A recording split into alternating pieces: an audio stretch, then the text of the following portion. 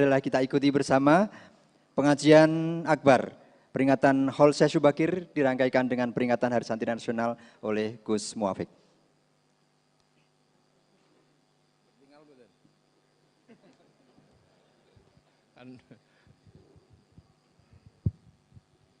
Assalamualaikum warahmatullahi wabarakatuh.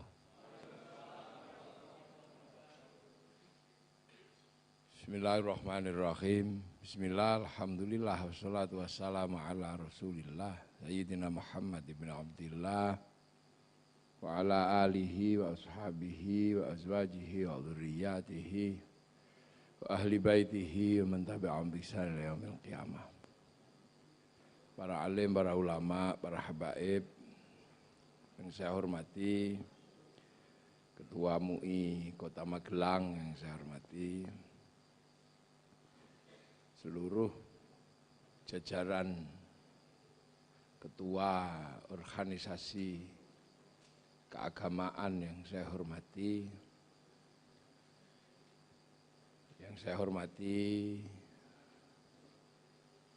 Sohibul Wilayah Kota Magelang, Bapak Wali Kota, beserta seluruh jajaran SKPD, Pak Wakil, Ibu Wakil yang sekarang lagi berdebat. Yang saya hormati Bapak Kapolres Magelang Kota, Pak Dandim, pundi Pak Dandim. Nah itu, siap. Para hadirin wal hadirat yang berbahagia, mohon maaf pilih wonten sing mboten kesebut. Oh, buka jari, lupa saya, kalau pakai masker gak kelihatan aslinya. Jadi alhamdulillah tahun ke-4 nih Pak Wali Kota nggih. Tahun ke-4 khol niki nggih.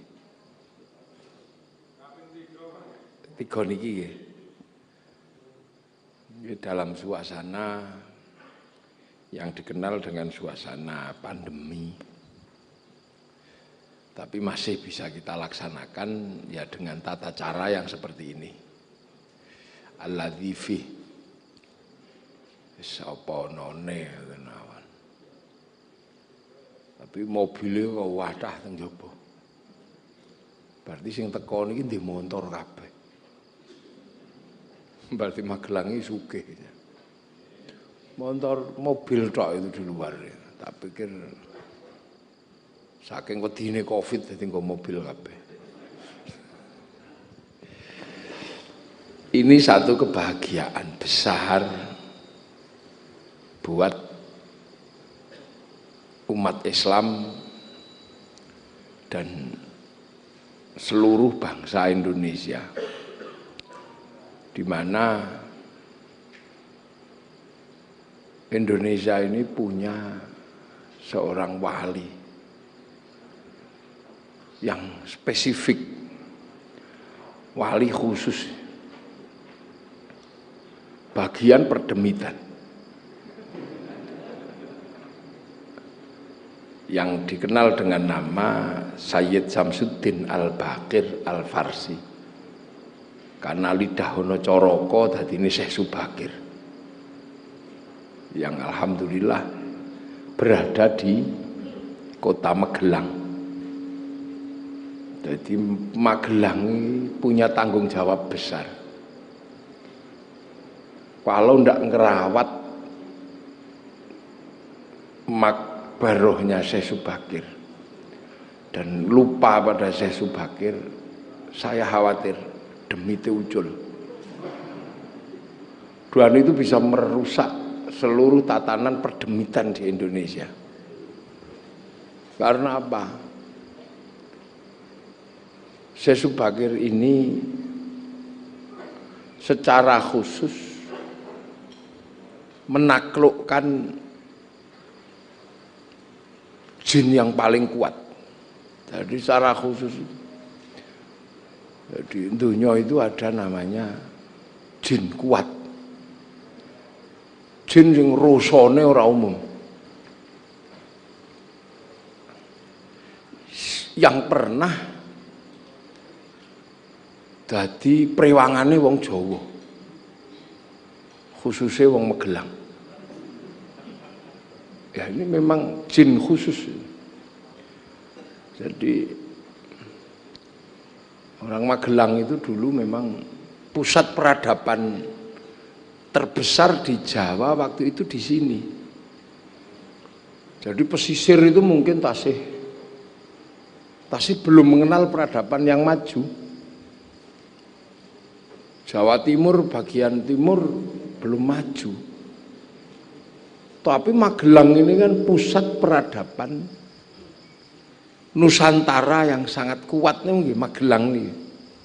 Sing biyen menyebutnya Kedu. Punya kerajaan besar namanya Kerajaan Mataram. Lah pusatnya ya mriki niki.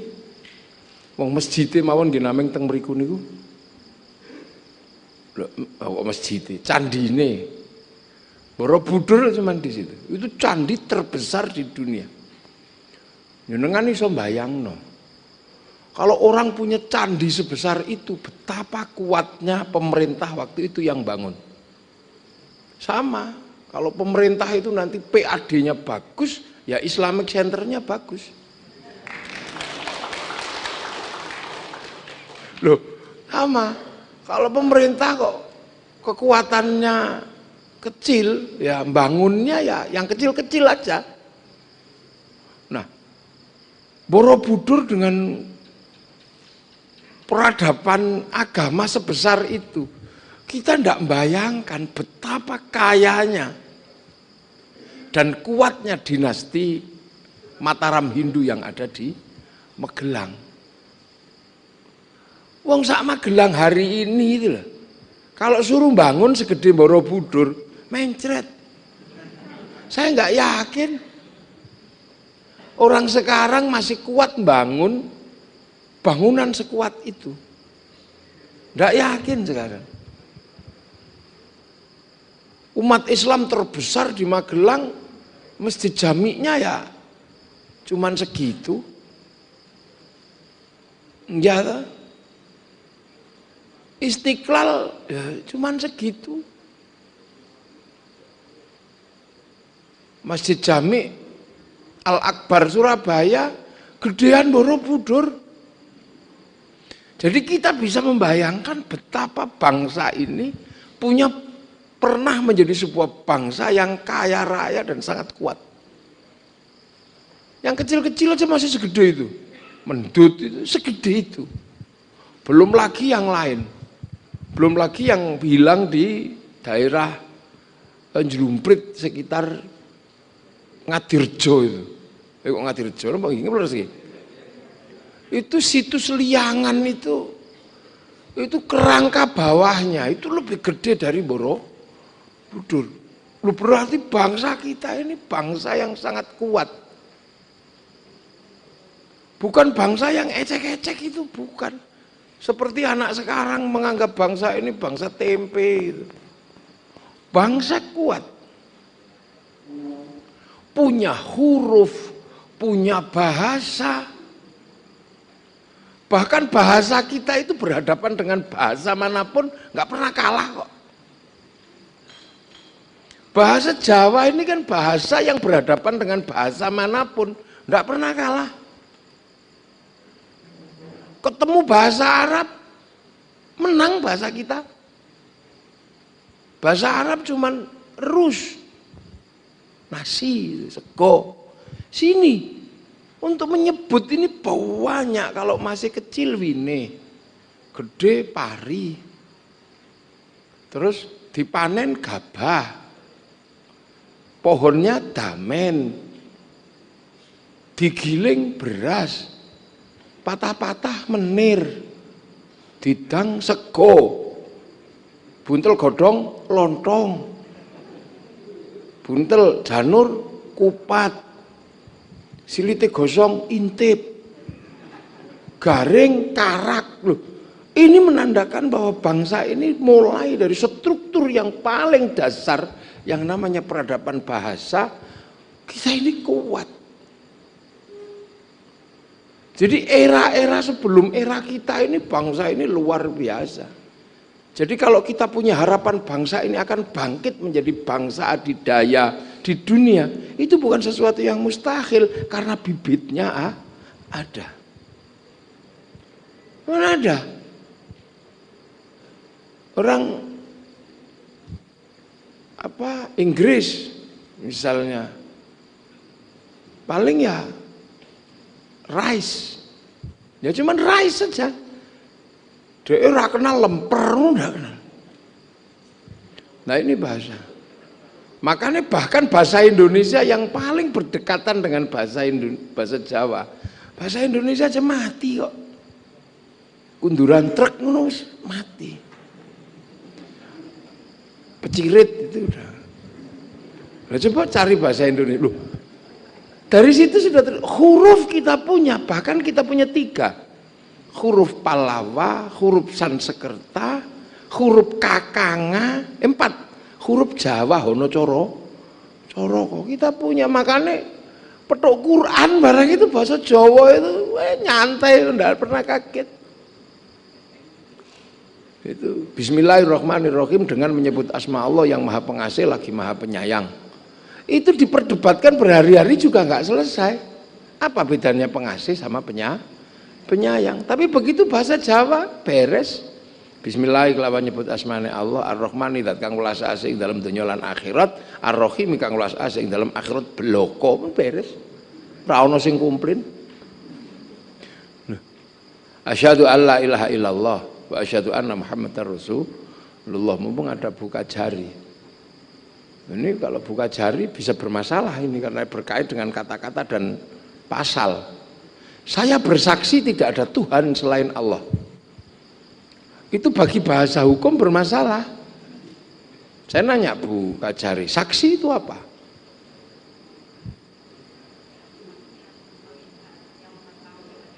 Nah, orang yang melihat, yang mengetahui adanya peristiwa. Nah, kalau saya bersaksi tidak ada Tuhan selain Allah, apa kalian pernah lihat Allah? Dia tidak selesai. Makanya begitu bahasa Jawa rampung. Asyhadu anak seni sapa ingsun alla ilaha ing yen ora ana pangeran kang wajib disembah kelawan hak iku maujud illallah angin Gusti Allah. Enggak ada perdebatan lagi, udah beres. Bahasa punya, simbol punya. Harus Borobudur segede itu. Artinya dulu di sini ini sebuah bangsa yang memang adidaya. Makanya ini mesti diingatkan kembali. Biar kita ini tidak pernah minder menjadi orang Indonesia. Kita ini kan selalu minder. Seolah-olah kita ini jelek semua. Yang baik itu dari mana-mana. Kulit putih yang baik. Kulit hitam jelek. Akhirnya kemudian rambutnya menyuntuk orang Eropa. Di merah-merah. Akhirnya jadi LKMD. Londo Komeng Dasi. Ini gejala ini akan terus. Kalau kita tidak mengingatkan kembali. Sementara rasa cinta dan kebanggaan kepada bangsa itu kalau sudah tidak ada, itulah alamat bahwa bangsa ini akan mengalami kebangkrutan. Kenapa? Karena dia tidak akan pernah bangga memakai produk dalam negerinya. Kenapa Jepang bangkit seperti itu? Orangnya bangga dengan Jepang. Kenapa Korea bangkit dengan Samsung? Karena orang Korea bangga dengan Korea. Orang Cina bangga dengan Cina. Kita ini mulai hari ini mulai diajarkan untuk tidak bangga menjadi orang Indonesia. Punya polisi jelek. Punya tentara jelek. Presiden diolok-olok. Punya tumpeng jelek, tahlilan jelek, ingkung jelek, punya merah putih jelek, Pancasila jelek. Loh, ini terus, dan ini sistematis. Cepat atau lambat akan meruntuhkan namanya nation state atau bangsa dan negara. Ini hanya masalah waktu. sudah mulai tidak bangga. Yang Islam tidak bangga dengan Islam Indonesianya. Yang modern nggak bangga kalau tidak Eropa. Ini mulai harus diingat karena apa? Ini milenial. Milenial ini tantangannya semakin berat. Karena orang milenial itu tidak butuh orang lain. Dulu orang mau masak gulai, butuh ahli gulai. Sekarang mana ada orang butuh ahli gulai mendatangi pemilik gulai, pemasak gulai. Enggak, tutorial. Akhirnya ketika dia masak gulai, dia tidak pernah merasa bahwa ini ada jasa orang lain. Dulu para pencinta-pencinta itu masih merasa ada jasanya Pak Pos. Ketika merindukan kekasihnya, masih merindukan Pak Pos. Sampai ada lagu Pak Pos, Pak Pos. Sekarang orang tidak lagi membutuhkan orang lain, Pak Pos sudah tidak dibutuhkan. Kenapa? Langsung WA. Tidak ada lagi kata-kata mutiara, tidak lagi kata-kata cinta, nggak ada lagi kata-kata rindu. Tidak lagi tertulis di aku merindukanmu. Entah kenapa malam hari ini bayang-bayangmu lekat di hadapanku. Semenjak kepergianmu bertugas di militer, aku merindukanmu.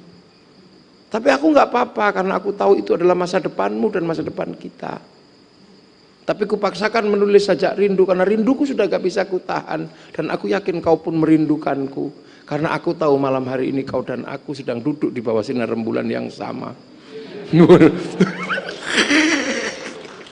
Dan itu terus cari kertas. Lahir simbiosis dari masalah cinta. Ada pabrik kertas yang berwarna pink, yang baunya mawar bukan bau melati. Terus kemudian dilipet bawa ke pos, cari perangko, melibatkan air ludah, ditemplek, no. Itu hilang. Sehingga orang cinta susah untuk dijelaskan pada orang lain. Karena hubungan cinta tidak butuh perantara. Tapi langsung provider to provider. Dari WhatsApp ke WhatsApp. Tinggal dan kalimatnya nggak panjang, wes dikirim kalimatnya, mah. Semua sedang terputus. Gitu. Nah, ini yang menyebabkan orang nggak butuh siapa-siapa. Nggak butuh. Dulu butuh tetangga titip anakku mondok, aku titip ya, gue anakku. Sekarang langsung dari rekening ke rekening. Jadi peran manusia untuk mempertemukan manusia yang satu dan yang lain yang menghasilkan jasa dan rasa hormat hari ini dihilangkan oleh dunia milenial dan itu tidak perlu diratapi. Itulah kenyataan hidup manusia yang berkembang pada satu titik yang dinamakan milenial. Nggak ada yang perlu diratapi, itu kenyataan. Tapi bahwa kenyataan itu tidak pernah bisa dipisahkan bahwa dia sedang berada di mana. Lintas bangsa, lintas negara. Tapi ketika kita melintasi bangsa orang lain, kita ditanya, pasportmu mana? Artinya bahwa batas milenial yang demikian rumit adalah batas negara. Maka kemudian menjadi sangat penting untuk diingatkan kembali bahwa kita punya bangsa yang suatu saat pasti akan melakukan proses produksi, hanya sekarang belum. Cepat atau lambat anak-anak kita yang belajar ilmu elektronik akan mampu memproduksi handphonenya sendiri dengan merek Indonesia. Kalau sekarang merek Jawa sudah dipakai Oppo, nanti kita bisa pakai yang lain. Ini hanya cepat atau lambat. Anak-anak muda kita yang belajar sekarang bagaimana membangun pabrik otomotif di luar negeri, cepat atau lambat orang Indonesia akan membangun pabrik otomotifnya sendiri. Ini hanya masalah waktu. Kemarin dihajar sama McD, sekarang anak bangsa sudah memenangkan pertarungan dengan sambel layah, pawon simbok. Udah mulai pelan-pelan. Duh, ini hanya masalah waktu. Bahkan pesawat antar negara, anak-anak yang sedang belajar cepat atau lambat akan menghasilkan produk dalam negeri. Terbukti apa? Musangking yang kemarin menjadi kebanggaan orang Malaysia sekarang ditanam di Magelang. Dan orang Indonesia harus mencintai musangking Magelang daripada musangking Malaysia. Sehingga orang ke Malaysia yang cari musangking sekarang sudah tidak lagi ke sana, cukup ke Magelang. Devisa yang didapatkan oleh musangking sekarang diambil oleh Magelang. Itu hanya masalah waktu, cepat atau lambat. Nah, saat itu terjadi, apa yang dibutuhkan adalah kebanggaan menjadi orang Indonesia. Dan itu daya saing akan dimulai. Daya saing akan dimulai. Karena semua akan punya kemampuan yang sama. Dulu yang namanya handphone hanyalah milik Swedia. Bahkan Nokia itu menjadi kebanggaan semua orang. Mulai dari Nokia kecil sampai Nokia besar, mulai dari 301 sampai apa itu 212 sampai nomor nih kok sing diceklekno itu. Tapi begitu Swedia nggak bangun kebanggaan terhadap Nokia melalui kebanggaan bangsa, habis diajar oleh Samsung yang membangun citra teknologi dan citra rasa cinta pada bangsa. Ini hanya masalah waktu, dan itu kisaran 2040. Apalagi saat dunia mengalami krisis. Apa? 2040 sudah disepakati akan ada krisis besar 3 sektor. Satu sektor tenaga, energi, yang kedua adalah sumber daya air, yang ketiga makanan. Dan di dalam perbincangan di Jerman itu sudah tegas, bangsa yang akan selamat dari itu adalah bangsa Indonesia. Karena pola makan dan produsen makan di Indonesia sangat bervariasi. Mulai dari jagung, beras, telo, uwi, gembili, suwek, tales, paling banyak. Energi, kalau berbicara panas bumi, kita cincin api. Energi kalau dibicarakan adalah matahari, kita punya 3 waktu. Wita, Wita dan WIB. Kalau berbicara energi angin, kita punya pantai terpanjang dunia. Kalau kita berbicara tentang air, kita punya air yang melimpah. Jadi 3 krisis besar itulah yang akan terjadi sekitaran tahun 2040. Dan ketika itu terjadi, seluruh bangsa dunia akan masuk ke Indonesia. Kalau tidak kita bangun rasa cinta pada bangsa hari ini, maka itu yang terjadi adalah keruntuhan Indonesia. Maka mari kita tanam pelan-pelan, seberat apapun. Makanya termasuk bagaimana membangkitkan rasa cinta, kita mulai. Salah satunya adalah dengan mengenalkan kembali bahwa ada tokoh besar dengan skala internasional yang ada di Magelang. Bagaimana seorang tokoh sebesar itu mampu beradaptasi dengan peradaban yang demikian maju yang ada di tanah Magelang tanpa sedikit pun pertumpahan darah. Ini.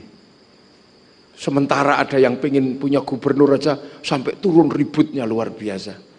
Ini sampai punya tanah Nusantara tidak ada satupun bibit permusuhan dan tidak ada satupun pertumpahan darah. Ini yang harus kita contoh. Padahal bangsa ini bangsa yang sangat besar. Agama sudah punya, ekonomi kuat, pengetahuan terstruktur dengan sangat bagus. Dari pengetahuan politik maupun pengetahuan sosial. Punya kitab politik Negara Kertagama, punya kitab sosial Sutasoma. Ini bukan bangsa yang sederhana. Tertata dari urusan Tuhan sampai urusan setan. Lengkap. Dari urusan kiri sampai urusan kanan. Bangsa ini punya. Makanya kita nggak perlu ragu. Orang Eropa punya kisah cinta Romeo Juliet. Orang Arab punya Kais dan Laila. Orang Cina punya Sampai Ingtai. Kita punya Andi-Andi Lumut. Kita punya Roro Mendut Prono Citro.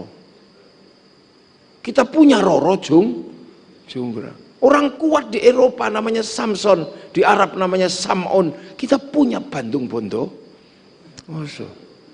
Cerita ibu tiri yang kejam namanya Cinderella. Kita punya bawang putih, bawang merah. Kalau di sana ada binatang bisa ngomong namanya kura-kura ninja, kita punya kancil nyolong apa bedanya? Pelan-pelan kita bangunkan. Ini bukan masalah asobiyah. Karena apa? Karena apa yang diwahyukan oleh Allah kepada Nabi Muhammad itu terjadi di hari ini. Apa? Ya ayuhan nas inna khalaqnakum min dzakari wa untha wa ja'alnakum syu'uban wa qabaila lita'arufu. Ini terjadi di hari ini. Jadi yang namanya wa ja'alnakum syu'uban wa qabaila itu harus saling mengenal itu di hari ini. Kenapa? Karena sudah ketemu. Zaman Nabi Ibrahim itu hanya bangsa Mesir ketemu dengan bangsa Filistin, belum ketemu bangsa Magelang, belum ketemu. Nabi Musa itu baru ketemu bangsa Mesir sama bangsa Filistin, ketemu Bani Israel. Belum ketemu orang Temanggung, apalagi orang Madura, ada Remak itu belum ketemu. Baru pertemuan itu terjadi kapan? Di zaman umat Rasulullah. Kita saling ketemu karena pesawat ditemukan, karena mobil ditemukan, kapal ditemukan. Apalagi hari ini bertemu tapi tidak harus kemana-mana. Kalau dulu ketemu harus kemana, sekarang ketemu tidak harus kemana-mana. Ketemu nggak kemana-mana, cukup ketemu handphonenya masing-masing ini. Sekarang saya ketemu dengan seluruh penduduk Magelang, tidak harus kemana-mana, cukup relay pakai Zoom ketemu. Padahal dulu gak bisa, 30 tahun yang lalu kita ketemu Afrika, mesti nunggu flora dan fauna. 30 tahun yang pengen ketemu Afrika ya lo ngenteni flora fauna. Sudah gitu kadang waktunya siaran kedatangan Pak Harmoko atau Pak Murdi. Itu capek. Pengen lihat orang Eropa berolahraga, kita nunggu gelanggang ke gelanggang. Dari gelanggang ke gelanggang. Kita nunggu dunia dalam berita. Sekarang tidak ada yang namanya menunggu. Tinggal cari channel yang penting punya kuota, beres. Tengu Afrika keluar. Mau iseng bokong India keluar. Itu hari ini tidak ada yang susah. Umat ketemu sudah. Dan ketemu hampir di semua lini dan harus saling mengenal. Orang pergi haji harus kenal sama orang Yahudi. Kalau enggak berangkat. Karena orang Yahudi bisa bikin pesawat. Kalau enggak pakai pesawatnya orang Yahudi, ngelangi. Maka harus saling kenal, tidak boleh saling bantai. Yahudi mati, ngelangi. Hari ini kita nggak bisa.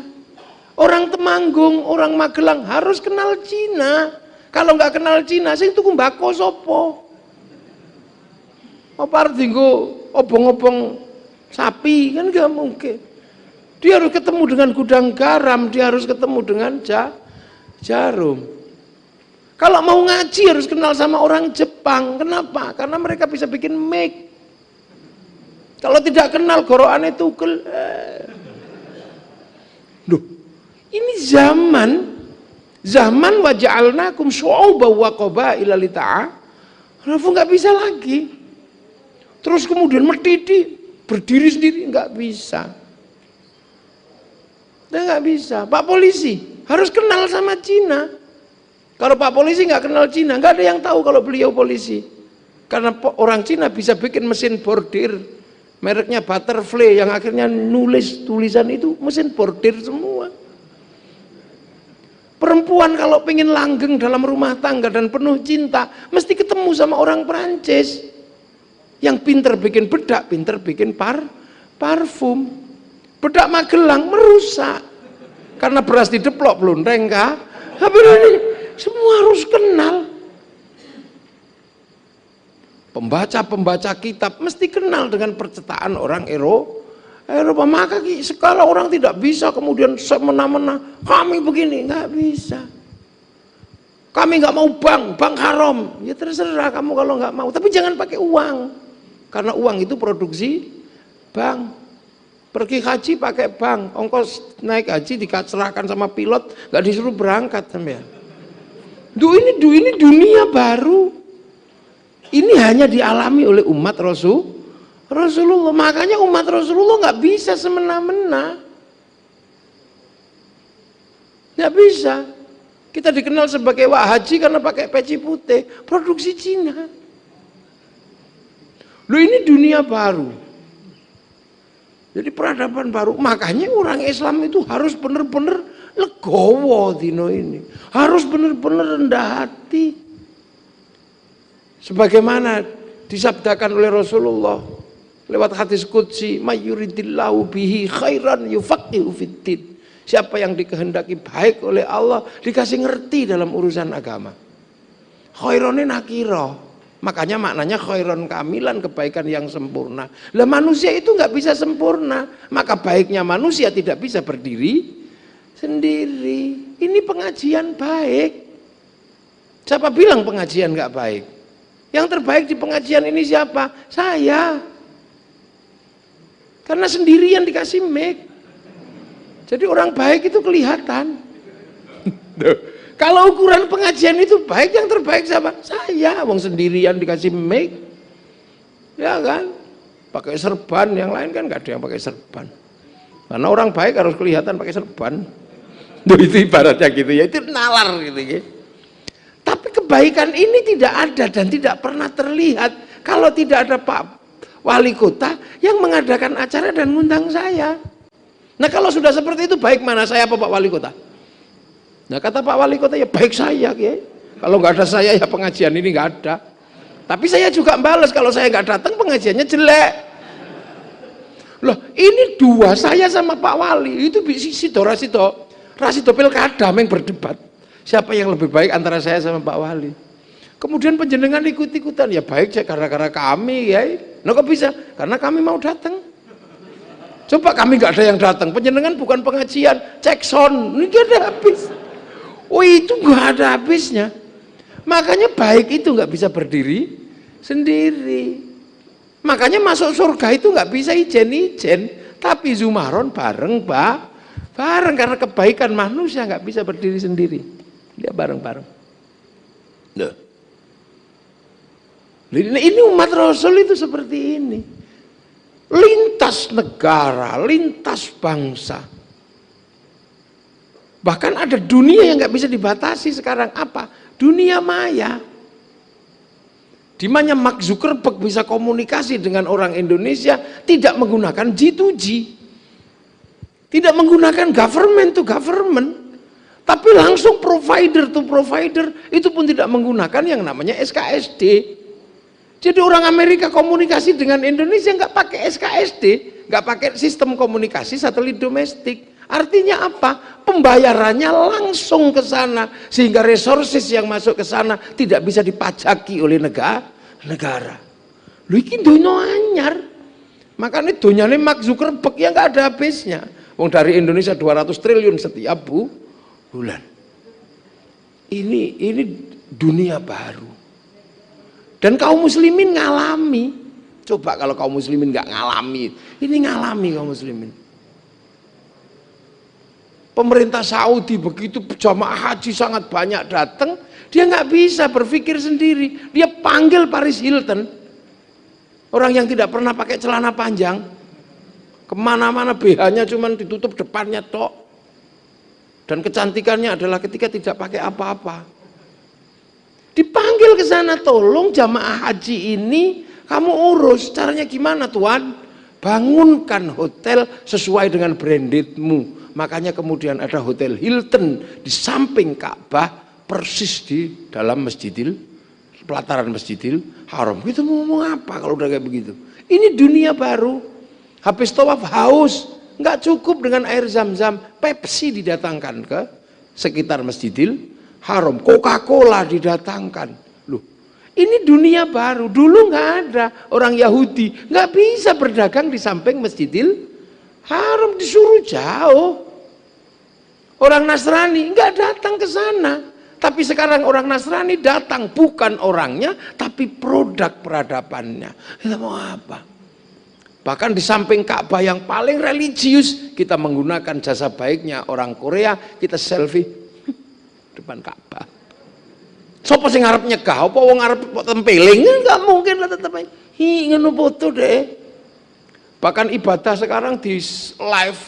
Loh, di live apa? Sampai ngubur wong mati loh di live. Iki dunyo anyar. Yang itu hanya terjadi di zaman umat Rasulullah. Makanya kadang ada yang masih gagap dengan yang seperti ini. Tapi ketika kita berbicara bangsa dan negara, kita harus memahami inilah apa yang disebut oleh Islam, wa ja'alnakum syu'uban wa qabaila lita'arafu. Kita harus saling pengertian. Nah, ketika itu datang, rasa bangga kepada bangsa akan menjadi kekuatan di mana bangsa ini menjadi pemenang atau pecundang. Dan makanya kita mulai sekarang, kita kenalkan pada anak-anak ini bangsa besar, ini bangsa kuat. Bangsa besar, bangsa kuat, bahkan bangsa ini pernah menaklukkan Mongolia. Mongolia yang mampu menaklukkan Arab, menaklukkan Cina, menaklukkan Eropa. Sama orang Nusantara takluk oleh kerajaan yang namanya kerajaan Singasari, oleh panglima perang namanya Arya Wiraraja, takluk. Sehingga kemudian penaklukan itu berujung pada penguasaan semenanjung Korea Selatan di daerah provinsi namanya Kimhae. Sehingga Kimhae ditempati oleh orang dari Nusantara sing buba alas danyange wong Kimhae niku namanya Surowareng. Apa Surowareng wong Korea? Ya jelasnya tidak lah, pasti ya wong Jawa. Masa ono wong Korea Surowareng? Paling ya Kim apa sopo gitu kan. Itu terjadi. Nah, peradaban yang sedemikian maju itu luar biasa, sampai menemukan titik-titik yang negara lain tidak ketemu. Nah, itu mulainya di mana? Ya di sini nih, di tanah ini.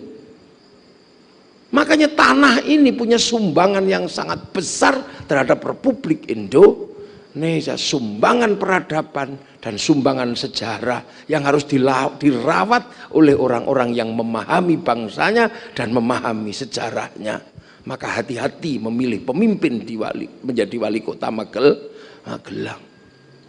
Kenapa? Karena ini punya tanggung jawab besar. Bahkan militer pun ditaruh di situ. Karena punjere bangsa itu ada di sini. Kenapa bangsa ini hiruk pikuk perang agama sudah tidak terjadi? Kalaupun kecil-kecil, karena dulu sudah rukun di sini. Konflik antar bangsa itu pertama kali terbesar antar agama itu di Magelang dan sekitarnya. Yang lain belum ribut antar agama, warung petuk. Di sini sudah terjadi konflik agama yang luar biasa sekitar tahun 800. Karena tiba-tiba ada anaknya bangsa Hindu pindah menjadi agama Buddha. Mu'alaf lah caranya gitu. Nah biasa lah mu'alaf itu kan galak-galak. Pokoknya kalau orang habis pindah agama itu untuk menunjukkan kepindahannya secara serius, mereka kan galak-galak. Mesti semua alaf itu senengannya alok-alok agama yang sebelumnya lah. Ketika pindah ke agama ini dia jelek-jelekin yang sebelumnya. Kalau punya mulut, kalau punya pasukan, ya dikeprui. Itu kan sudah kebiasaan orang habis bercerai itu pasti yang dijelek-jelekkan mantannya. Nah dulu ya gitu, tiba-tiba Hindu ini punya keturunan namanya Garung. Wangsa Sanjaya punya keturunan namanya Garung, itu pindah Buddha. Dan Garung ini sakti orangnya, sampai dikenal dengan sebutan Semaratungga. Gawalake ora umum wong iki. Sampai sing Hindu diuber seperti keprui minggat kabeh bubar, tidak ada yang berani. Sampai calon raja Hindu namanya Panukuh minggat ke India belajar ilmu arsitektur. Pulang dikenal dengan nama Resi Gunadarma. Begitu menang perang orang Buddha mau bikin candi, nggak bisa karena nggak bisa punya arsitek. Akhirnya nyuruh orang Hindu tadi itu. Sehingga si Panukuh disuruh bangun candi atau Gunadarma, maka dibangunlah candi candi Buddha, tapi arsiteknya orang Hindu. Maka kemudian di Jawa ada candi Buddha, modelnya Hindu, namanya Sambara Budura yang dikenal dengan nama Borobudur. Tiba-tiba anak Garung atau Semaratungga yang namanya Pramodawardhani jatuh cinta sama Panuko.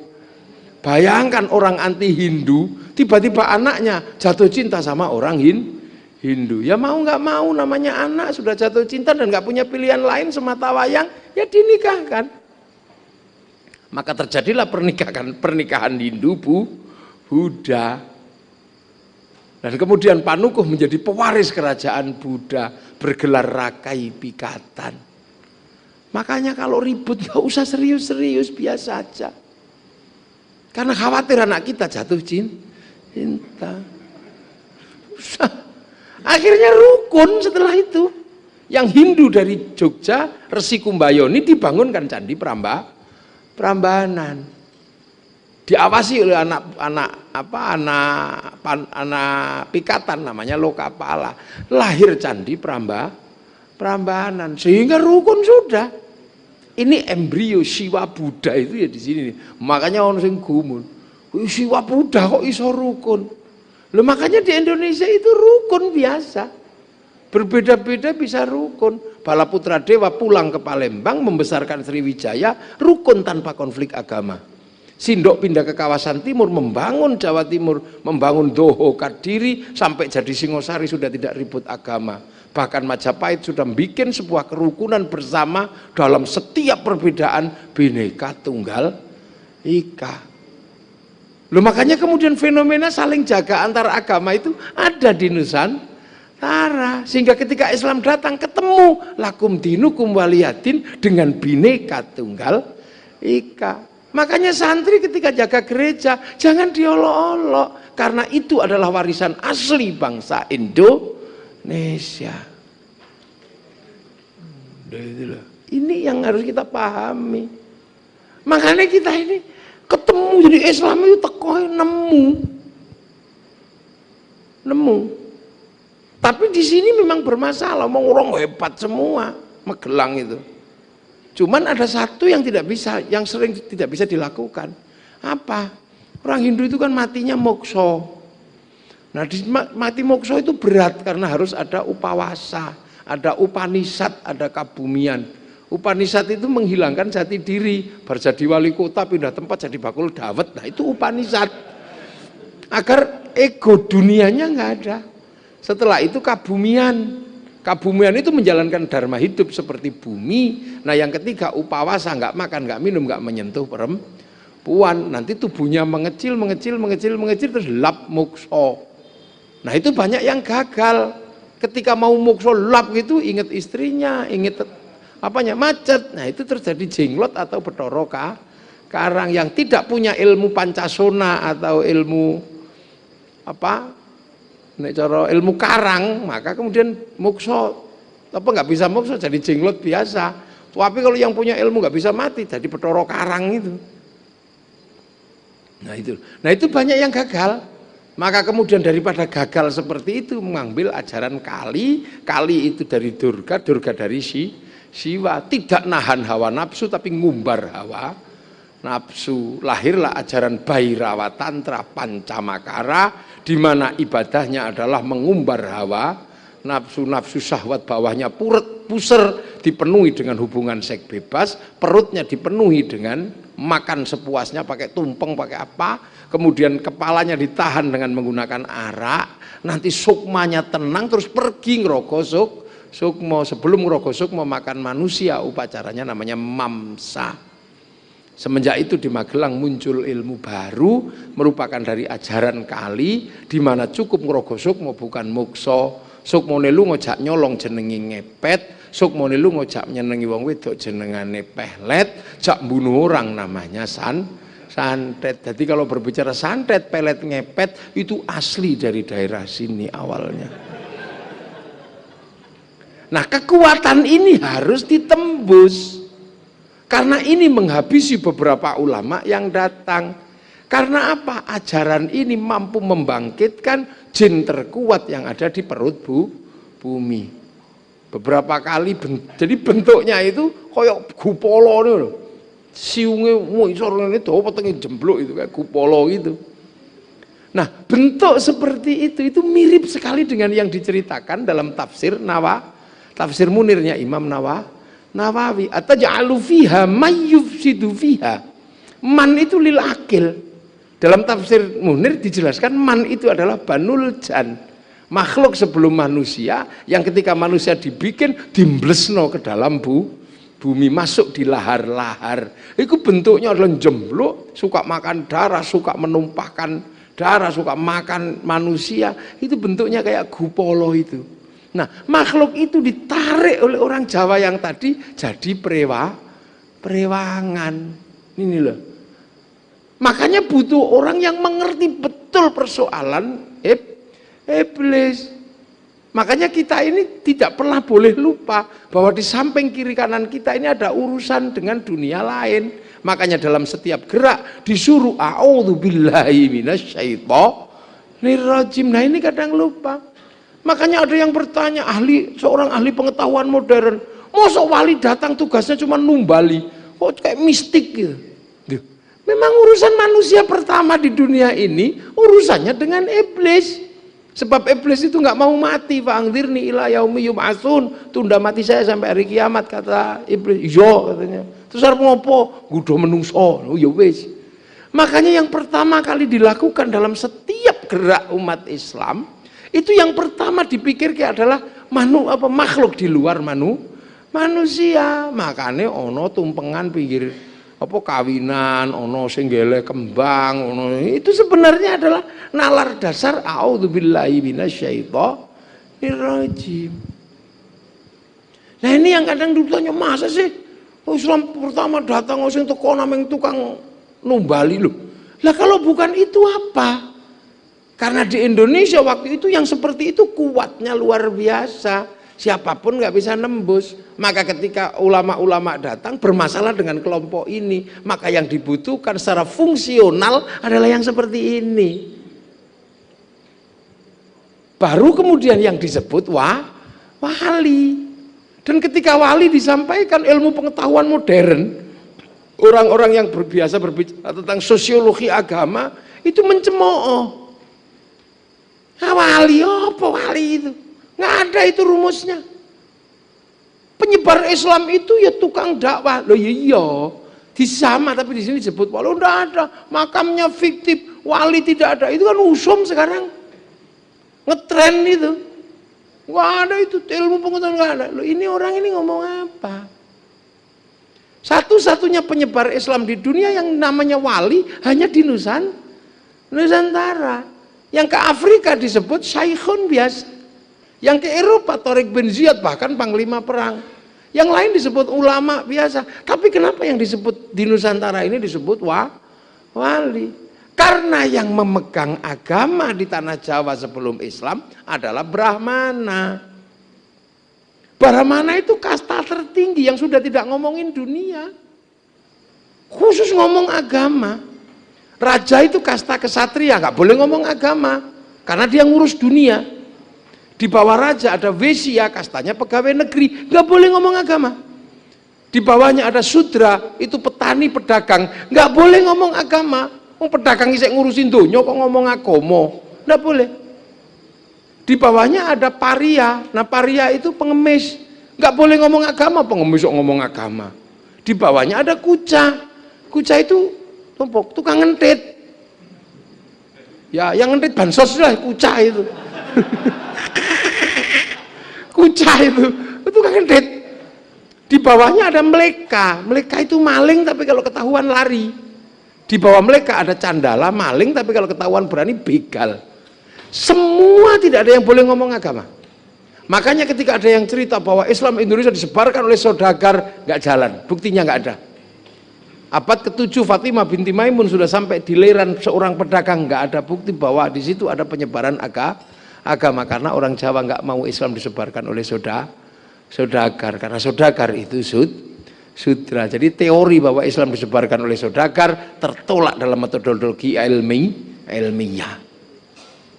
Lah kenapa wali? Ya yang punya kedudukan setara dengan Brahmana itu wali. Wali itulah khaufun alaihim walahum Yakin, nggak ada ketakutan, nggak ada kekhawatiran apa-apa. Karena punya sistem online sendiri terhadap Allah. Setelah Rasul dia punya sistem online sendiri. Qalu rabbuna Allah tsumma istaqamu tatanazzalu alaihimul malaika alla takhafu wa la tahzanu. Jangan download sendiri biasanya. 25 tahun di padang pasir. 3 tahun ini. Makanya para wali itu punya wifi. Dan wifi-nya bisa diakses kalau kita mau mengirim sesuatu dan kita nggak punya wifi. Karena kita kan nggak pernah download. Karena kalau kita diajak download biasanya 2 jam turu. Ya Allah, ya Allah, ya Allah. Nggak bisa, nggak punya wifi, kita nggak punya kuota. Ya Allah, ya Allah. Ya Allah, ya Allah, alah suwene. Gitu. Makanya kita ini selalu diajarkan. Wali itu punya kuota, bisa di-download. 3 tahun download sendiri. Makanya kalau kita mau ngirim sesuatu jangan lupa providernya para wali. Sama kayak sampean nggak punya wifi, cari aja wifi gratisan. Nah, .co.id. Makanya kita kalau mau ngirim sesuatu pakai wifi-nya Nabi, ila hadratin Nabiyil Mustafa Muhammadin sallallahu alaihi wasallam jamil anbiya wal mursalin Muhammad wa syuhada was salihin wa ila jami' awliya ila min asyarik al magharibi fi barriya wa bakhriya wa khusun sadra al Syekh Abdul Qadir Al Jilani wa li abaina ummahatina masyayikhina wa khusun Syekh Subakir abaina ummahatina khusun ila ruhi Pak Dewatul Al-Fatihah. Ya pasti nyampe memakai providernya Pak wali. Sama dengan kita kalau nggak bisa lihat Liverpool main, ya tunggu aja yang nyuting di Jerman sana. Sama dia dinaikkan ke satelit, dibagi ke seluruh dunia, namanya siaran langsung. Kebagian semua kalau ada siaran langsung. Makanya doa itu bisa dibagi, dan orang yang nggak percaya bahwa doa bisa dibagi, orang ini pasti nggak punya TV.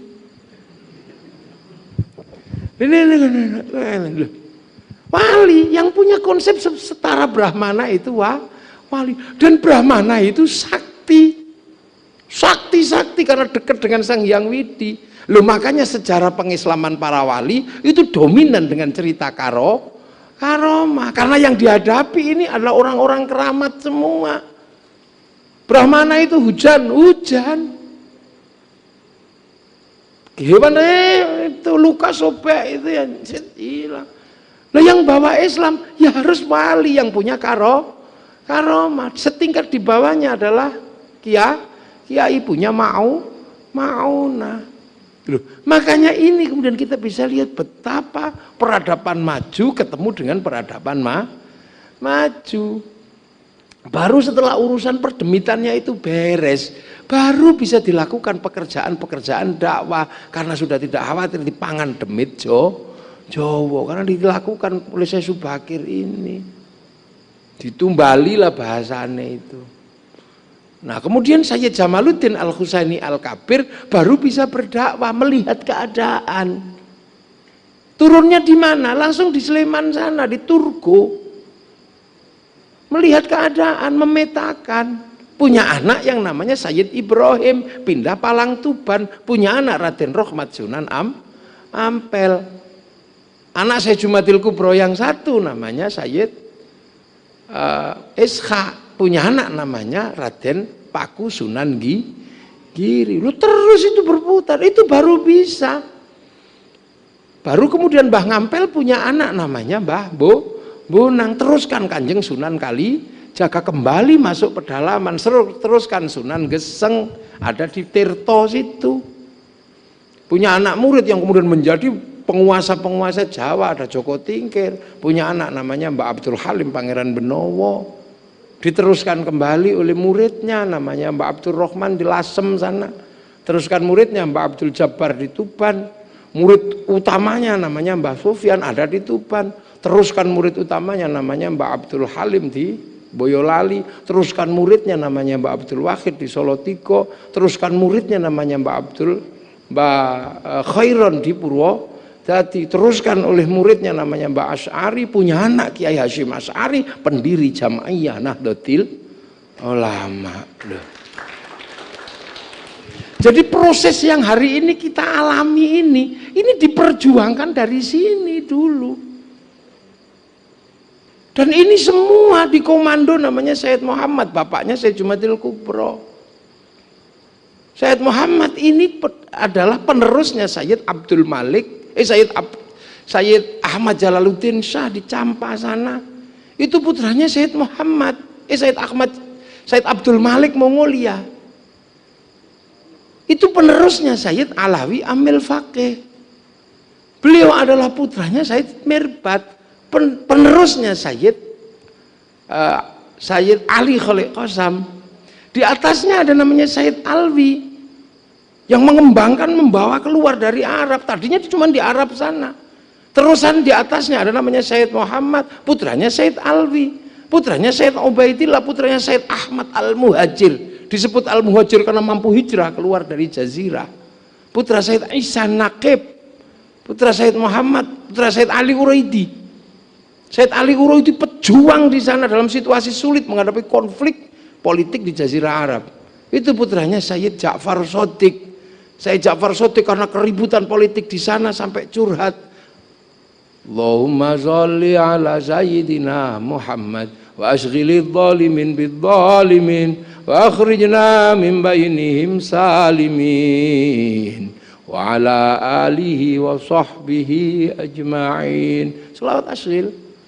Itu Sayyid Ja'far Shadiq. Ini adalah putra Sayyid Bakir. Sayyid Bakir putra Sayyid Ali, Ali Zainal Abidin. Sayyid Ali Zainal Abidin putra Sayyidina Husain. Sayyidina Husain putra Sayyidina Ali, suami daripada Siti Fatimah binti Rasulullah Muhammad sallallahu alaihi wasallam. Lho ono sing belok? Ndak ada. Karena dari jalur Sayyidina Husain yang terbunuh di Karbala, maka Islam di Indonesia mengenang peristiwa itu. Bulan Asyura disebut bulan Suro. Karena itu bulan duka, maka orang Jawa tidak mantu, tidak menikahkan anak. Karena itu bulan duka. Karena itu adalah bulan di mana cucu Rasulullah meninggal, maka kemudian bulan itu di sini melakukan santunan anak yatim. Loh, ini terkait. Arkeologi pengetahuannya ada, walaupun historiografinya tercerai-berai. Barangnya ini ono. Nah, sehingga kemudian bisa bertemu dengan budaya yang begitu kuat. Hanya masalahnya memang budaya Hindu itu rapuh kalau membangun kerajaan. Karena raja-raja Hindu itu biasanya tahu-tahu meninggalkan tahta entah kemana, nggak ada warisannya. Karena untuk melakukan Upanishad, meninggalkan jati diri, sehingga tahu-tahu runtuh, bukan karena diserang siapapun. Nah, saat itulah kemudian para wali mempertemukan budaya dari sana ketemu dengan yang di sini, dipertemukan untuk tidak saling berbenturan. Karena prinsip Islam adalah mathaluhum fit Taurat wa mathaluhum fil Injil kazar'in akhraja syat'ahu fa'azarahu fastaghladha fastawa 'ala suqi ya'jibu zurra al-yaghidha bimul kufar. Nanam. Makanya kemudian ketika ditanam ya dengan pola sini. Setelah wali, nah itu dengan pola sini namanya sunan. Wali itu konsep Al-Quran, inna awliya Allahi la khaufun alaihim walahum yahzanun, tapi menggunakan bahasa sini dengan konsep sunan. Yang al-ulama warasatul anbiya ditanam di sini, ketemu dengan budaya sini. Jadi kekuatan teologi ketemu dengan budaya sosiologi, antropologi di sini harus dipertemukan. Makanya al-ulama warasatul anbiya ketika di sini berubah menjadi kiai. Bukan ulama lagi tapi kiai. Kiai itu adalah dua dorongan besar. Satu dorongan teologi Islam, yang kedua adalah dorongan peradaban Nusantara. Maka kiai bukan bahasa Arab. Makanya nggak ada jamaknya kiai kumpul terus kuyaha, bukan. Anak kiai namanya Gus tiba-tiba jadi gawagis, yang nggak bisa. Loh, makanya kemudian kiai ini kumpul bertemu dengan peradaban sini. Makanya kiai itu tidak semata-mata ustadzun, tidak semata-mata ulama. Ketemu dengan tombak kiai pleret, ketemu dengan kebu kiai selamat. Maka representasi kiai adalah representasi peradaban, alim secara dininya, alim secara sosial. Dia juga harus setajam tombak kiai pleret. Maka kiai kudu ya iso nyuwuk barang. Nah, loh, ini pertemuan. Sistem kebudayaan dipertemukan. Nah, kemudian yang punya patron kepada kiai, ini yang disebut santri, bukan tilmidun atau murid, tetapi santri. Santri adalah dorongan teologis dan dorongan situasi sosial. Makanya yang namanya santri tidak semuanya alim, tapi siapapun yang punya kecenderungan kepada seorang kiai itu disebut santri.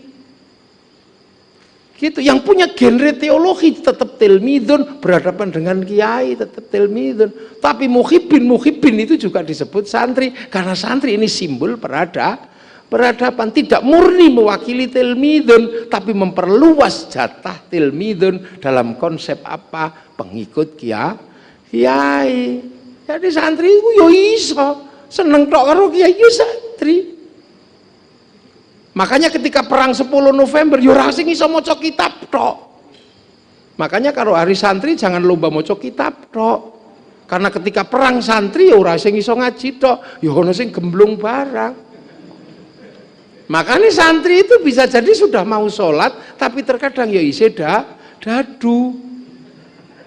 Ya itu santri, makanya longgarnya luar biasa konsep pengikutnya ulama di Nusantara. Maka ulama bisa merepresentasi wong beling ya iso mlebu apa semua.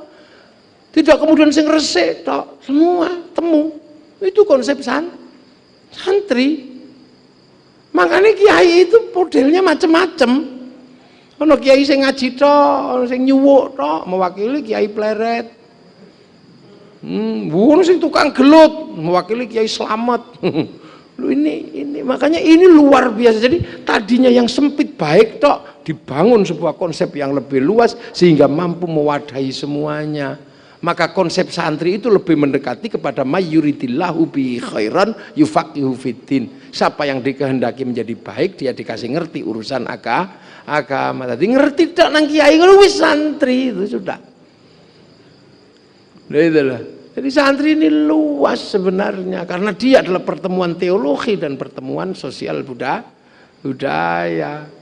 Nah, proses seperti ini akhirnya menghasilkan sebuah sistem teologi dan sistem sosial. Dari peradaban Hindu, peradaban Majapahit yang tadinya adalah penguasa itu raja, yang pengikut adalah hamba, mulai digeser mengikuti Rasulullah, diperkenalkan peleburan makna apa yang dicita-citakan Rasulullah, kullukum ra'in wa kullukum mas'ulun an ra'iyati. Maka kemudian lahirlah peleburan yang namanya ra'iyah. Jadi ra'iyah itu adalah pertemuan dari yang tadinya raja dan hamba menjadi orang yang saling bertanggung jawab. Maka di Indonesia semua bertanggung jawab bayar pajak, semua bertanggung jawab bayar pajak. Ada ditilang polisi yang nggak ditanya agamanya apa, sukunya apa. Makanya konsep ra'iyah adalah konsep yang sangat luas untuk menyebut semua manusia yang saling bertanggung jawab dalam sebuah bangsa dan negara. Maka semenjak konsep ra'iyah ditanam dan menjadi rakyat, maka kemudian para ulama tidak lagi mengkafirkan orang. Karena sudah ra'iyah. Dan satu-satunya bangsa muslim dunia yang sanggup mengambil kalimat ra'iyah untuk menyebut warga bangsanya hanya ulama Indonesia. Tidak ada yang lain. Mulai ra'iyah, kumpul, dimasukkan ke dalam bahasa Islam, dikenalkan dengan istilah musyarakah, hidup bersama, saling berdampingan dan bersekutu, menjadi konsep masyarakat. Yang tadinya menang-menangan gak bisa, bicarakan baik-baik. Masuklah konsep wasyawirhum fil amri, maka ruang pertemuan dalam dialektika antar ra'iyah disebut musyawarah. Wih, ini gak ada yang bisa. Kalau gak wali gak bisa. Kalau gak wali pasti takut, jangan-jangan istilah kiai nanti menghilangkan kiai Islam, kalah kiai Kebo Slamet. Enggak, ternyata belakangan yang menang tetap kiai haji. Enggak ada takutnya para wali itu. La ilaha illallah ditanam miftahul jannah ini menjadi sesuatu yang ada dalam ono opoy la ilaha illallah. nggak pernah takut. Kalau nggak dikibarkan jangan-jangan hilang. Enggak. Kalau dikibarkan malah hilang karena tembak polisi. Itu apa hebatnya sebuah sistem ini. Nah, sistem ini kemudian merubah sebuah mindset besar namanya peradaban Nusantara yang tadinya bermula dari sebuah gundukan kecil di atas Bukit Tidar, berangkat dari gunung kecil di mampu menjadi air bah, merubah tatanan baru, merubah dinamika baru, sehingga kemudian semua bersepakat bahwa ini adalah pekerjaan para wali. Maka teritori di mana terjadi perubahan sistemik karena ini pekerjaan wali, semua bersepakat disebut wilayah. Artinya ini adalah daerahnya para wali. Maka orang yang memimpin daerahnya para wali disebut wali kota. Maka kalau cari pemimpin, carilah yang mengerti wali. Jangan sampai yang memimpin kota adalah orang yang tidak mengerti wali. Sekian tahun saya berbicara, nggak ada orang mau dengar. Tapi sama Pak Wali didengar. Iya Gus, butuh sapi Pak Wali. Iya saya belikan. Demi apa? Demi kejayaan Nusantara yang berawal dari Magelang. Ini nggak bisa orang sembrono kalau sudah seperti ini. Banyak sekali tiba-tiba sekarang tentara juga harus tahu pengendali wilayah, jangan lupakan wali. Makanya penjaga wilayah ditaruh sama Bung Karno persis di makamnya para wali. Jadi kenapa TNI ini ditaruh di Gunung Tidar? Biar tahu bahwa penjaga wilayah tidak boleh meninggalkan para wali. Nggak boleh, karena ini yang bikin. Kalau kita minum air jangan lupa yang menggali sumur. Makanya kita nggak boleh lupa. Nah kalau kemudian pemimpin-pemimpin sekarang terpapar yang begitu-begitu dengan wali, nggak ada. Jangan berharap bangsa ini akan bangkit karena tidak ada rasa syukur terhadap para pendahulu ini yang disebut walladzina ja'u min ba'dihim yaquluna rabbana ighfir lana wa li ikhwanina alladzina sabaquna bil iman. Maka Magelang jaga betul, cari pemimpin yang mengerti wali ini. Karena kami semua di Indonesia menjadi demikian karena dimulai dari kota kecil namanya Magelang, sebuah puncak kecil namanya Gunung Tidar, dan sebagai pencetus para wali dijaga oleh tentara, dijaga oleh Akmil. Jangan sampai kedaulatan wilayah diganggu. Maka penjaga wilayah ditempatkan persis di tempat para wali, di tempat wali pertama yang membangun wilayah ini loh Pak Dandim. Makanya tentara harus menjaga makam para wali. Urusan ngaji biar urusan saya. Gitu loh. Akhirnya jadi bangsa dan negara yang tadinya tidak terjamin jadi terjamin. Akhirnya apa yang difirmankan Allah, wattini wa zaitun wa turi sinina wa hadzal baladil amin laqad khalaqnal insana fi ahsani taqwim tsumma radadnahu asfala safilin illal ladzina amanu wa amilus sholihat. Terjaga di Indonesia. Manusia sudah dibikin baik oleh Allah. Sudah tidak dikasih tanduk, artinya bukan tanduk-tandukan. Sudah dikasih akal, artinya apa? Hayawanun natik. Tidak dikasih taji, akhirnya sudah buka kabluk-kablukan. Manusia sudah baik. Akhlaknya sudah ada. Makanya manusia nggak kenal agama pun sudah baik. Makanya ada yang menulis sebuah naskah panjang namanya Ibnu Tufail, Hayyu Ibnu Yaqdhan, si hidup anak si sadar, yang disadur ke orang Eropa menjadi sebuah film berjilid-jilid judulnya Tarzan.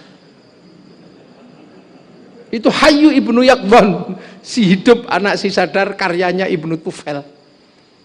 Orang Eropa menyadur menjadi Tarzan. Banyak naskah-naskah disadur. Majdulin menjadi Magdalena. Iya. Nah, peradaban yang demikian maju ketemu. Makanya para wali ini desainer yang luar biasa. Sehingga kalau ada pertanyaan terdepan yang selalu ditanyakan antropolog dunia, Clifford Gates sampai gagal menulis Santri Priayi Abangan. Dennis Lombat gagal menulis Nusa Jawa Silang Budaya karena dia nggak ngerti wali. Ketika bertanya apa bedanya bangsa di dunia hari ini, ketika berbicara bangsa dan negara, bedanya satu. Arab satu bangsa, pecah jadi puluhan negara. Eropa satu bangsa, pecah jadi puluhan negara. Tapi Nusantara puluhan bangsa bersatu dalam satu negara, Kesatuan Republik Indonesia. Siapa desainernya? Wali ini. Sehingga kita terbiasa bersatu bersama dalam segala hal. Seluruh air minum tiba-tiba bersatu dalam nama Aqua, nggak masalah. Seluruh roda dua bersatu dalam nama Honda, padahal Mio, nggak masalah. Seluruh mie instan bersatu dalam nama Sarimi, nggak ada masalah. Seluruh pembalut bersatu dalam nama Softtek, nggak masalah. Dan ibu-ibu terbiasa menyatukan kongwan sebagai bungkus, tapi isinya renggi. Nah, biasa aja di Indonesia. Wih, ini loh hebatnya.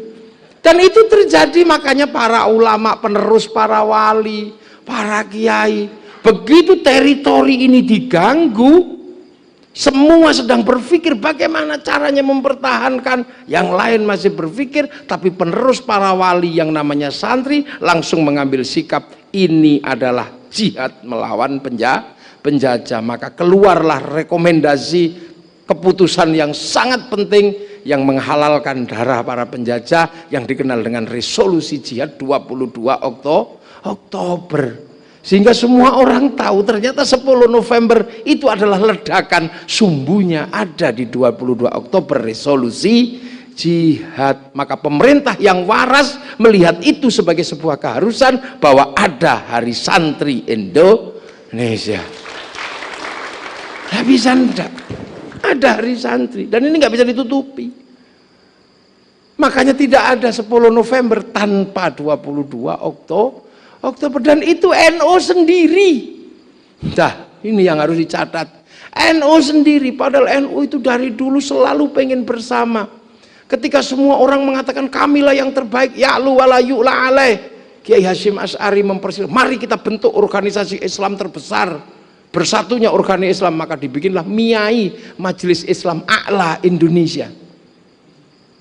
Ya sudah ribut lagi, mari kita bermusyawarah. Kiai Hasyim, tidak apa-apa, kita bikin lembaga musyawarah, maka berdirilah Majelis Syuro Muslimin Indonesia. Kiai Hasyim selalu pengen bersama, tapi ketika orang-orang ini tiba-tiba melihat kekuasaan, pikirannya berbeda. Tadinya atiullah bersatu, wa atiur rasul bersatu, tapi begitu wa ulil amri minkum, kumnya dia sendiri, nggak mau bergabung dengan yang lain. Pengalaman itulah maka kemudian ketika Indonesia sudah merdeka, ada yang memperdebatkan Pancasila, ada yang menganggap Indonesia belum final, maka mereka mundur dari perlawanan melawan sekutu.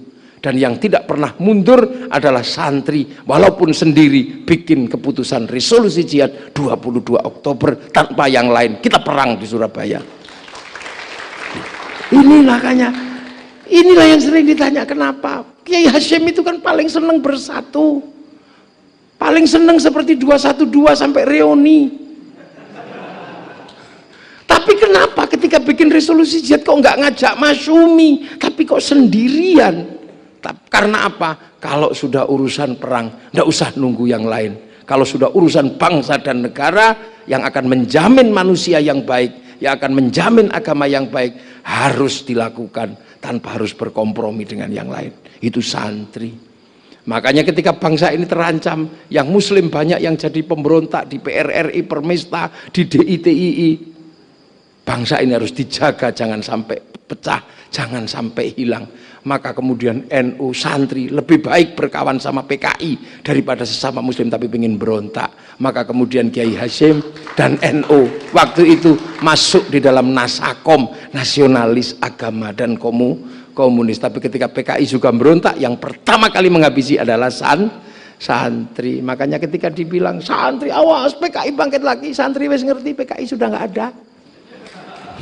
Abang biyen sing ngarit nggak ada, nggak bisa dibohongi. Padahal PKI bangkit lagi enggak. Kalau kamu tahu bangkit, tangkap aja. Masuk tahu nggak ditangkap? Sudah. Kenapa? Karena Kiai tahu orang-orang PKI yang selamat sudah ikut Torekoh, anaknya sudah mondok. Sama tabat yada Abi Lahab wa tab, itu sangat keras terhadap Abu Lahab. Tapi kenapa Rasulullah jarang bahkan tidak pernah menggunakan ayat itu untuk ngimami sholat? Karena anaknya Abu Lahab sudah jadi makmumnya Rasulullah. Ini betapa kita indah berbangsa dan bernegara. Kenapa? Karena keamanan bangsa dan negara ini utama. Laqad khalaqnal insana fi ahsani taqwim, manusia yang baik terjaga. Kalau tidak terjaga akan buruk tanpa amanu wa amilus sholihat. Maka amanu wa amilus sholihat dijaga kiai bikin pesantren-pesantren.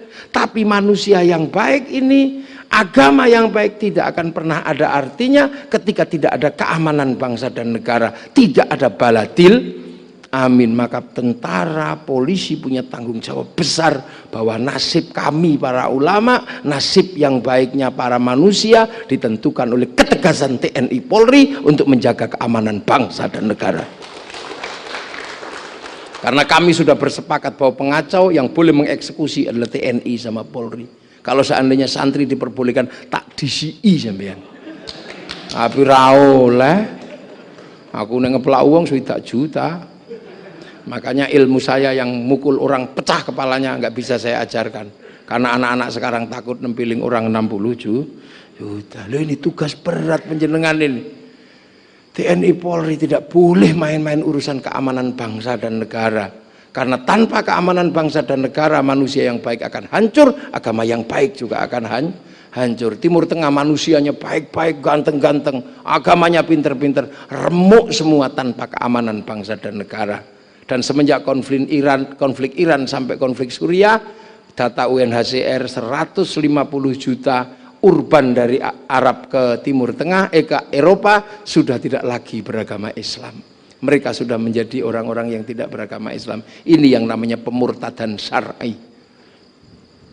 Jadi murtad syar'i itu yaitu karena semua pengen mendirikan negara Islam. Nah, di sini loh Pak, tugas penjenengan ini berat.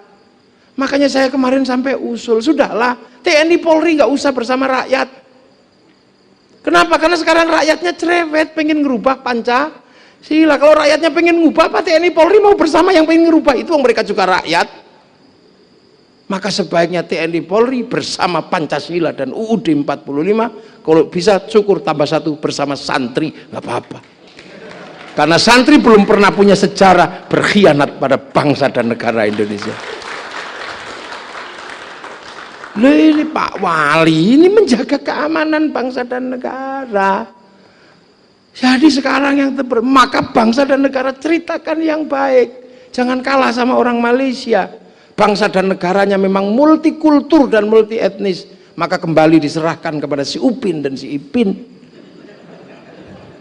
Dia tidak boleh lupa bahwa di Malaysia ada anak-anak India. Kenalkan dengan tokoh kecil namanya Jarjit. Dia nggak boleh lupa ada anak-anak Cina, kenalkan Mei Mei. Dia nggak boleh lupa ada anak-anak Indonesia, kenalkan Susanti. Itu cara mereka agar menjaga bangsa dan negara. Perang besar di Jepang antara restorasi Meiji dan Tokugawa itu melebihi konflik PKI dan 65, melebihi 48, tapi dilupakan samaan orang Jepang. Semua harus bersatu. Maka mereka tidak mengungkit-ungkit kembali Tokugawa dan restorasi Meiji, tapi cukup dijelaskan dengan film sederhana yang bisa dipahami oleh anak-anak kecil dan anak-anak muda. Kasih judul Samurai X dengan tokohnya Rory Kenshin atau si Kenji Himura. Dahsyatnya luar biasa orang-orang ini, maju. Bangsa Jepang, bangsa Amerika sama-sama kuat. Amerika kalah di Vietnam. Dia tidak pernah mengatakan kami menang. Enggak, cukup diajarkan nonton film Rambo 1-6.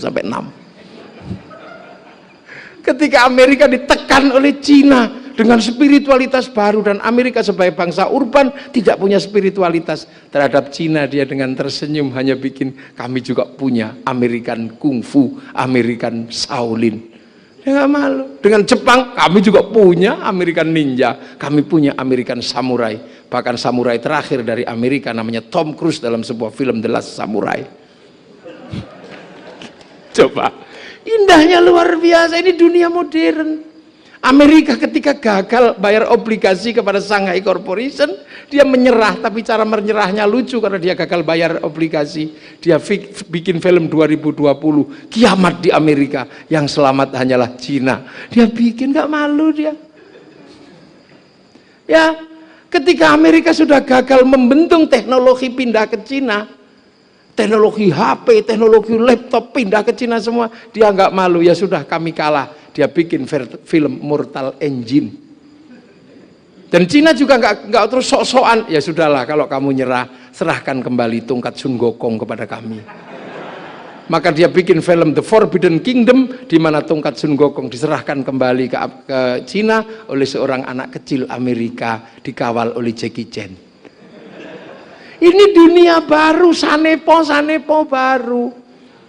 Makanya Cina ini sebuah bangsa baru nanti kalau dia adidaya, hati-hati. Dia sudah tidak ribut masalah agama. Ya tenang aja dia, orang mau beragama apapun yang penting apa? Yang penting produktif. Bagi mereka kalau Tuhan terlalu rewel melarang judi, dia bikin dewa judi. Tuhan terlalu rewel melarang mabuk, dia bikin dewa mabuk. Kalau Tuhan terlalu rewel, terlalu berkuasa, terlalu dominan, dirusak sama Sun Gokong, naik ke langit suruh ngungsi Tuhannya. Nah itu nanti yang bisa berimbang orang Indonesia, dan sudah disiapkan para wali untuk menghadapi situasi seperti itu. Karena para wali sudah menyiapkan sebuah legenda besar yang berdiri di antara manusia dan para dewa. Siapa itu? Semar Gareng Petruk Bagong. Dan kalau Sun Gokong pernah merusak kayangan, Semar pernah ngentuti kayangan. Dan itu dipertemukan di sini sama Syekh Subakir dalam Sabdo Palon dan Noyo Genggong yang versi awal, bukan versi Belanda.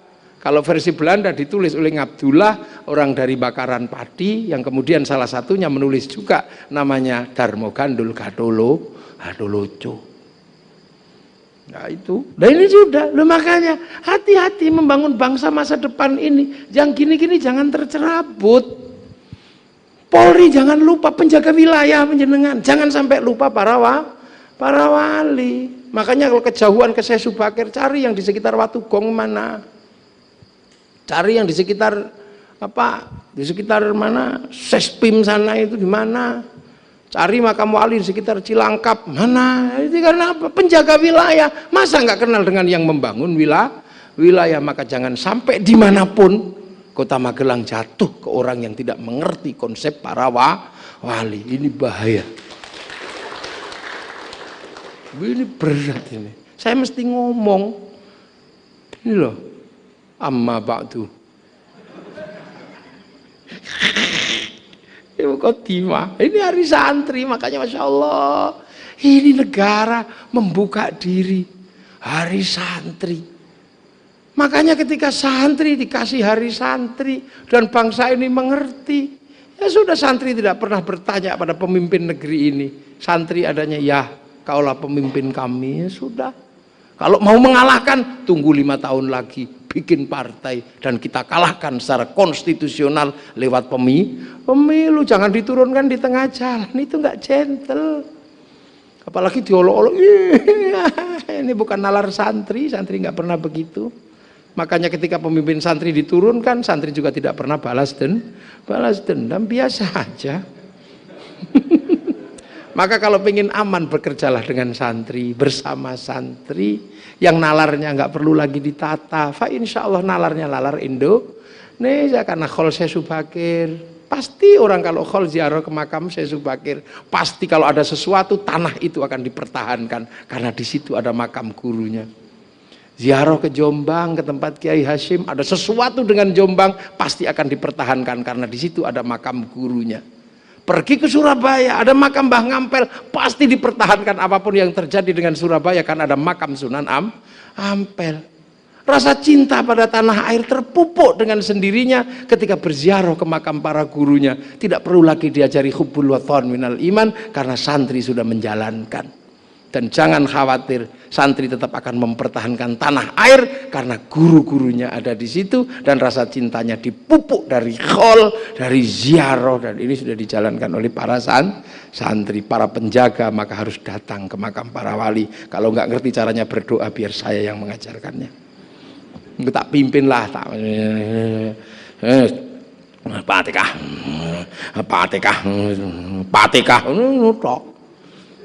tapi sambil bawa bedil, bilang, wahai para wali, engkau dulu bikin wilayah, menciptakan wilayah, kau jaga dengan doa, kau jaga dengan pedang.